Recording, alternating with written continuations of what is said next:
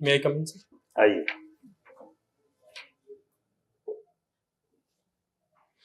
Good evening ma'am. Good evening sir. बैठिए। Thank you sir. साक्षात्कार ज्ञाप में जो निर्देश आपको दिया गया है उसके अनुरूप उसका पालन करते हुए आप अपना परिचय दीजिए। सर मैं इटावा उत्तर प्रदेश से आता हूँ। मैं एक लॉ स्टूडेंट हूँ जो कि अपनी लीगल अंडरस्टैंडिंग्स को सिविल सेवाओं में लगाना चाहता है। सर मुझे सुप्रीम कोर्ट जजमेंट पढ़ना और क्रिकेट और बास्केटबॉल खेलना, उसके साथ साथ कुकिंग करना और मिलिट्री पॉडकास्ट को सुनना अच्छा लगता है। आपका एजुकेशनल क्वालिफिकेशन दर्शाता है कि आप दिल्ली यूनिवर्सिटी के प्रोडक्ट हैं। जी सर। उत्तर प्रदेश की राजधानी में भी आप रहे और वहां से आपने ग्रेजुएशन किया है लखनऊ यूनिवर्सिटी से। जी सर। फिजिक्स केमिस्ट्री मैथमेटिक्स में। जी सर। लॉ के ग्रेजुएट है आपने, LLM भी कर रखा है। जी सर। ये तो उत्तम होता है कि आप लॉ में ही कोई अपना करियर तलाशते हैं। बहुत एवेन्यूज हैं सर। कहाँ इसमें आकर के फंसेंगे आप? प्रशासन में तहसील की नौकरी करेंगे? सर सबसे पहली चीज जो मैं कहना चाहूंगा कि इसमें जॉब सेटिस्फेक्शन मिलेगा मुझे। मैं बचपन से ही अपने देश के प्रति देश को सेवाएं देना, समर्पित करना चाहता था, तो ये एक अच्छा ऑप्शन है। सर दूसरा ऑप्शन ये है कि लॉ में कभी कभी हम असमंजस में फंस जाते हैं, जैसे कि यदि कोई व्यक्ति ऐसा आता है जो गुनहगार है, उसके बाद भी हमें उसे डिफेंड करना होगा, परंतु यदि हम स्टेट का पार्ट बनते हैं तो मोस्टली हम संवैधानिक चीजों पे ही काम करेंगे। जो हम समझ पा रहे हैं, ये जो शैक्षणिक पृष्ठभूमि आपकी है कि पहले आप साइंस में कोई करियर अपना तलाश रहे थे, फिर आपको उन्हें छोड़ दिया कि यहाँ या तो आपको लगा कि फेल कर गए या फिर आपको कोई विराग हो गया, उससे विरक्ति हो गई, फिर आप लॉ में करियर तलाशने लग गए। वहां से फिर विरक्ति हुई, अब आपको लग रहा है कि इधर आजमाया जाए। नहीं सर, ऐसा नहीं है। मैंने बीएससी को इसलिए ऑप्ट किया था, वो एक एकेडमिक डिग्री होती है और किसी भी पोस्ट के लिए अप्लाई करने के लिए एक मिनिमम स्नातक डिग्री चाहिए होती है, और किसी भी इंसान को अपने आप में पूर्ण बनने के लिए स्नातक की जरूरत होती है। और फिर उसके बाद सर जब मैं लॉ किया था तो लॉ मैंने यही सोच कर किया था कि सिविल सेवाओं में जरूरी नहीं होता कि आप उत्तीर्ण ही करें, तो आपके पास एक बैकअप भी होना चाहिए। और सर दूसरा, एक ये लॉ अपने आप में एक प्रोफेशनल डिग्री है, तो ये दो कारण से मैंने लॉ को चूज किया था। चलिए मान लेते हैं मल्टी डायमेंशनल पर्सनालिटी आपकी है। जी सर। और इस सब का आप एप्लीकेशन करेंगे डिप्टी कलेक्टर बनने के बाद। मान लेते हैं आप बन गए डिप्टी कलेक्टर। जी सर। शुभकामना आपको। धन्यवाद सर। पहले दिन जी सर, जब आप चेयर ग्रहण करेंगे तो कौन सी जादू की छड़ी आपके पास होगी? स्वर्ण अक्षरों में नाम आपका लिखा जाए, पहले दिन डिप्टी कलेक्टर ने ये काम किया। सर मैं क्या कुछ समय ले सकता हूँ? हाँ। धन्यवाद सर। सर सबसे पहले तो मैं अपने कलीग्स के साथ वार्ता करना चाहूँगा, उनसे पूछना चाहूँगा कि क्योंकि वो वहाँ पहले रहे हैं, मेरे सीनियर्स हैं, उनसे एडवाइजेस लूँगा कि कैसे मुझे आगे बढ़ना चाहिए। और सर कलीग से जिले की समस्याओं को समझूंगा। उसके बाद सर मैं अपना प्लान बनाऊंगा। सबसे पहले दिन तो मैं इसी कार्य में रहूंगा कि मैं एक अच्छा एनवायरनमेंट क्रिएट कर सकूं जिसमें सब लोग अपना कंट्रीब्यूशन एज अ टीम दे सकें। ठीक सर। आप लॉ के ग्रेजुएट और पोस्ट ग्रेजुएट दोनों हैं? सर मैं पोस्ट ग्रेजुएशन में एनरोल्ड हूँ, मेरा ये फाइनल सेमेस्टर चल रहा है दिल्ली। चल रहा है। जी सर। डीयू से ही कर रहे हैं? जी सर। ये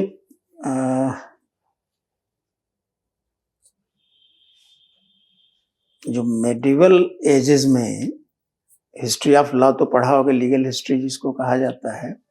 जी सर। मेडिवल एजेस में जस्टिस का डिवीजन किस तरह से किया गया था? क्लासिफिकेशन कैसे किया गया था? सर इस पे मैं माफी चाहूंगा, मुझे इस पे और थोड़ा पढ़ना पड़ेगा, ये मुझे अभी नहीं आता है। मैंने अच्छा उस एरिया को पढ़ा ही नहीं है। हाँ सर, इस पे मेरी थोड़ी कम जानकारी है, ये हमारे कोर्स में नहीं था। पास्ट में बहुत बहुत ज्यादा इसमें नहीं था। नहीं, जूरिस्प्रूडेंस का पेपर था कि नहीं जी सर, था? जूरिस्प्रूडेंस था। ठीक है, तो लॉ एंड जस्टिस तो वहां भी डिस्कस किया जाता है। सर रॉस्को पाउंड का नाम सुना है? जी सर। हाँ, who was Roscoe Pound? Sir Roscoe Pound was a jurist and he gave the theory of social engineering that. वो कहाँ थे, किस संस्थान में थे वो? I am sorry sir, I do not know the specific location where he work. Harvard school of law. Social engineering की theory क्या कहती है? सर सोशल इंजीनियरिंग थ्योरी के हिसाब से हमें इस तरीके से काम, मतलब सरकार को इस तरीके से काम करना चाहिए जिससे कि सबसे ज्यादा लोगों का भला हो सके, और यदि अगर कोई मतभेद आता है तो उनको इस तरीके से किया जा सके that larger interest of the larger public can be protected. हाँ, मतलब एक फार्मूला उन्होंने दिया है सोशल इंजीनियरिंग में, वो याद है उनका सेंटेंस? सर एग्जैक्ट वर्बैटिम तो मैं नहीं बता पाऊंगा अभी। और दूसरे एक और बड़ा नाम 20वीं शताब्दी का, जॉन ऑस्टिन। जी सर। उनकी क्या थियरी है? सर उन्होंने कमांड थ्योरी दी थी। मैं उसको एक्सप्लेन करूं? हाँ, yes, what is command theory? Sir command theory के अकॉर्डिंग ये था कि जो सोवरेन होता है उस सोवरेन की कमांड को ओबे करना बहुत जरूरी होता है। अगर सोवरेन की कमांड कोई ओबे नहीं करता है तो उसके बाद ईविल फॉलो होगा, यानी कि उसे पनिशमेंट मिलेगी। ये उनकी कमांड थ्योरी थी संक्षिप्त शब्दों में।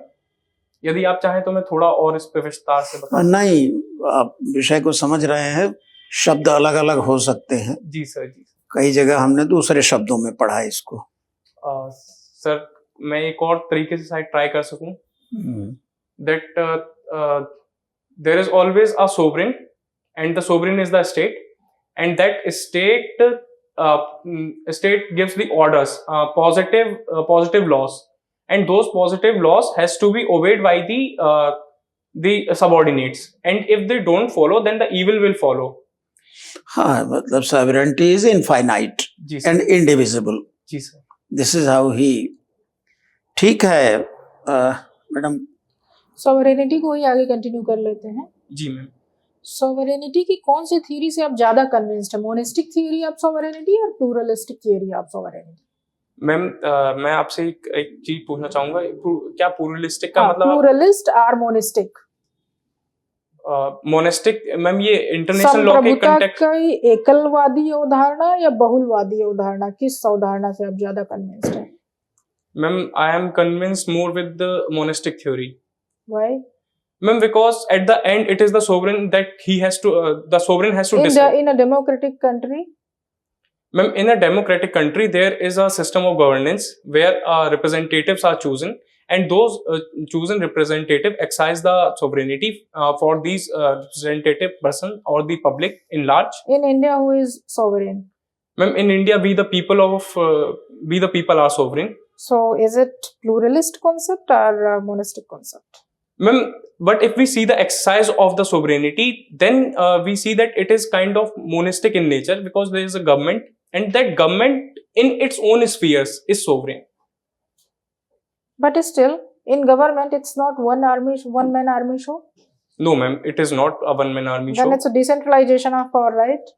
So if there are more than one individual or there are more than one group, how it can be monistic theory then?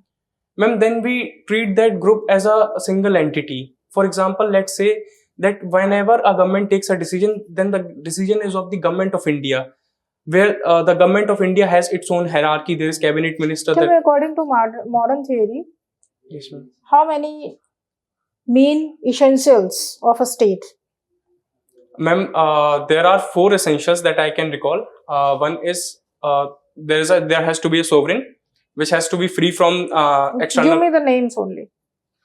Free from external affairs, population, and a territory. Population, territory, sovereignty. Only 3. And ma'am, free from foreign pressure. No, it's not. Then I stand corrected, ma'am. I'm sorry. Okay, sir. Newspaper कौन सा पढ़ते हैं? Sir Indian express. Editor कौन है? Sir ये मुझे नहीं पता होगा। कब से पढ़ रहे हैं इंडियन एक्सप्रेस? सर क्षमा चाहता हूँ, अगर आप मुझे एक मौका दें तो शायद मैं गैस करके बता पाऊँ एडिटर कौन होंगे। बताइए। रामनाथ गोयनका जी हैं क्या वो? तो आप पूछ रहे हैं, आज सर मतलब गेस कहाँ कर रहे हैं? सर रामनाथ गोयनका मेरा कहना होगा। चलिए, वंदे मातरम को लेकर के नियम में बदलाव किया गया है कुछ, आइडिया है, पढ़ा है आपने? सर मैंने जितना मैं जान पा रहा हूँ वो ये हुआ है कि पार्लियामेंट में इस पर डिस्कशन चला है कि उसके जो अंतिम स्टांजास हैं उनको भी पूरा ही वंदे मातरम को हमें एज अ नेशनल सॉन्ग लेना चाहिए और उसके लिए भी हमें प्रोटोकॉल बनाने चाहिए, जैसे कि तो हम किया क्या है, गवर्नमेंट ने किया क्या है, क्यों कंट्रोवर्सी पैदा हुई, नया क्या कर दिया उसने? सर गवर्नमेंट ये कहना चाहती है कि जैसे जो श्री बंकिम चंद्र चटर्जी ने जो वंदे मातरम दिया था वो पूरा का पूरा हमारे मातृभूमि को डेडिकेटेड था, परंतु उसका केवल स्टार्टिंग के स्टांजास को ही उस समय की सरकार ने लिया था, क्योंकि उसमें शायद कुछ ऐसी स्टांजास, लास्ट स्टांजा कुछ ऐसा था जो विवादित हो सकता था, तो इसके कारण पूरा स्टांजा नहीं लिया गया था। लेकिन जो तत्कालीन गवर्नमेंट है उसका यह कहना है कि हमें पूरा लेना चाहिए और उसमें कोई भी विवादपूर्ण कोई भी चीज नहीं है। तो कहा जा रहा है कि इस परिवर्तन से रविंद्रनाथ टैगोर का अपमान हो रहा है। रविंद्रनाथ टैगोर जी ने राष्ट्रगान लिखा है ना, जनगण मन। जी सर। उससे पहले इसको गाए जाने की बात है। जी सर। तो कहा जा रहा है कि अपमान हुआ है, आप सहमत हैं? सर मैं इस पे थोड़ा विचार करना चाहूंगा, उसके करके बताइए।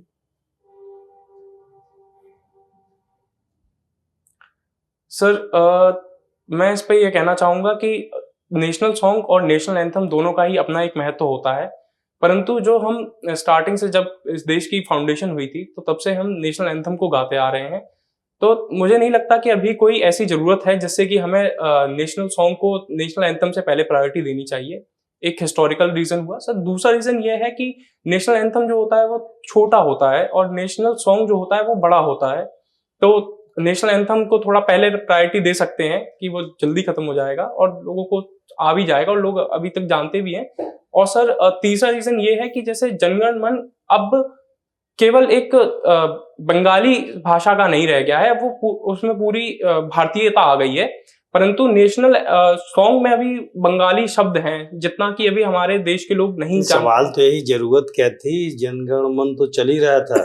जी सर। क्या जरूरत थी वंदे मातरम को ऐड करने की?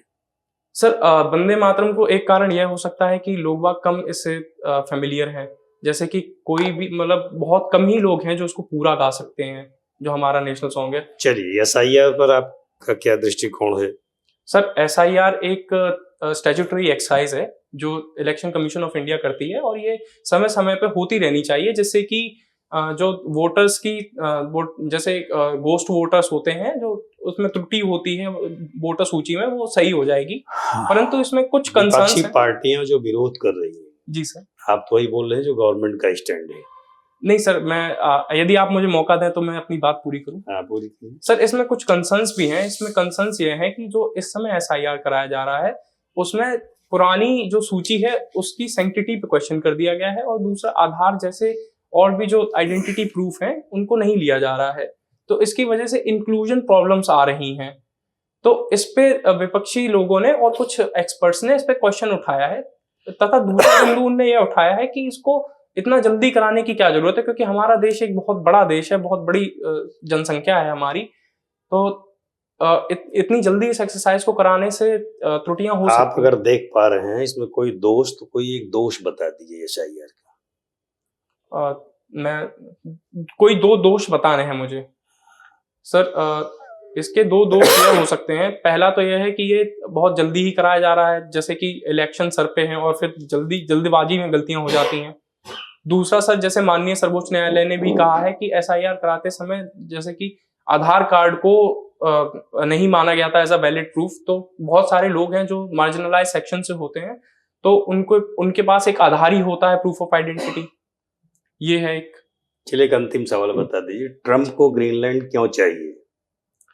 सर वो कहीं ना कहीं प्रेसिडेंट टर्म की एक्सपेंशनिस्ट थ्योरी को दर्शाता है, जैसे जो मुनरो डॉक्ट्रिन है वो मनरो डॉक्ट्रिन को फॉलो कर रहे हैं, जिसमें कि उनको ये डर है कि अगर रशिया ने ग्रीनलैंड के ऊपर कब्जा कर लिया तो वो यूएसए के जितने भी हित होते हैं उनके ऊपर एक क्वेश्चन मार्क बन जाएगा। तो इस वजह से वो चाह रहे हैं कि रशिया से पहले हम ग्रीनलैंड को एक्वायर कर लें। और सर जैसे कि अब आर्कटिक भी पिघल रहा है, तो वहां पर नए रूट आएंगे, तो नए रिसोर्सेज आएंगे, तो यूएस अपनी हेजेमनी को प्रोटेक्ट करने के लिए भी वहां पे चाहता है कि वो ग्रीनलैंड को ग्रीनलैंड कहते क्यों है? सर ये मुझे नहीं जानना, आता है, मैं इस पे पढ़ूंगा जरूर। ठीक है, wish you all the best. Thank you so जा मच। सकते हैं। Thank you ma'am, thank you.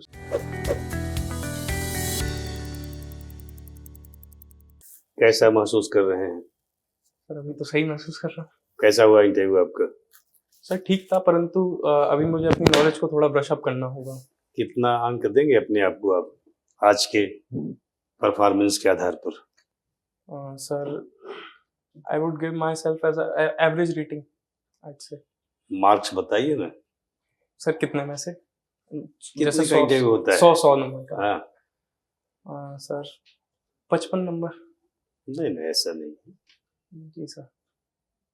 जो आज की परफॉर्मेंस है उसमें आप 65 अच्छा के आसपास। ये तो सर आप अंडर एस्टिमेट मत कीजिए, लेकिन ओवर कॉन्फिडेंट मत होइएगा। जी सर, जी सर। सुधार की गुंजाइश हमेशा रहती है, जी सुधार सर। कीजिए तो हो सकता है ये 65, 70, 75 जी सर। अंक मिले आपको। मेरी पूर्ण कोशिश रहेगी वही। हाँ, पर्सनालिटी आपकी शोधिंग है। जी सर। आंसर को थोड़ा सा समअप करिए, टू द पॉइंट बताइए। जी सर। और जब क्वेश्चन पूछा जाए फिर उसमें से फिर क्वेश्चन निकले, जी सर। तो उसमें हमने देखा कि कुछ जैसे आप इरिटेट तो नहीं उसको बोलेंगे, नहीं सर, थोड़ा अग्रेसिव होते हैं ओके सर। जो बाई क्वेश्चंस निकलते हैं उसमें।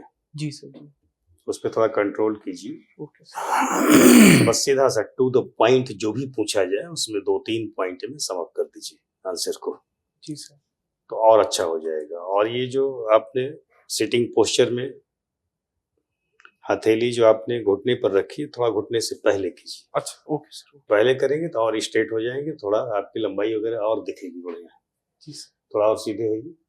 हाँ, ये देखिए, अब लग रहा है कि डिप्टी एसपी आपको बन जाना चाहिए, तो बना दिया जाना चाहिए, जी है सर। ना? जी सर। अब पैरों के बीच में गैप थोड़ा कम कर लीजिए। जी सर। और जब आप वहां से पूछे चलने के लिए, यहाँ आने के लिए,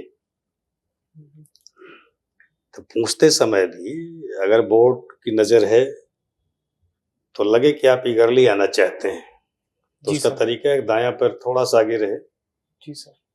तो लगेगा कि आप एक कदम बढ़ने वाले हैं, बट बढ़ा मत दीजिए जब तक कहा न जाए। जी सर। और आराम से चल करके आइए, सधे हुए कदमों से 2-3 कदम, फिर रुक करके पूरे बोर्ड को जैसे आपने ग्रीट किया, मेरे ख्याल से एक बार में बोर्ड को किया आपने, मैडम को बस अलग से किया, तो ठीक था वो आपका। सबको अलग अलग करने की जरूरत नहीं है। जी सर। और जाते समय भी ऐसे इंटरव्यू जब आपका समाप्त हो तो एक बार में पूरे बोर्ड को थैंक यू बोल करके ओके सर। जाइए। जी सर। कॉन्फिडेंस लूज मत करिए, नर्वस मत होइए कहीं। ठीक है सर। बाकी तो 1500 अंकों में आपने कमाल किया ही है। सर देखते हैं वो। तो इसमें भी जो मैक्सिमम कमीशन 75 देता है, जी सर। तो आसपास पहुंचिए वहां। ठीक है सर, पूर्णतः प्रयास रहेगा मेरा। हाँ, अच्छा करेंगे, अच्छा पद मिलेगा आपको। जी सर। शुभकामनाएं। धन्यवाद सर, धन्यवाद।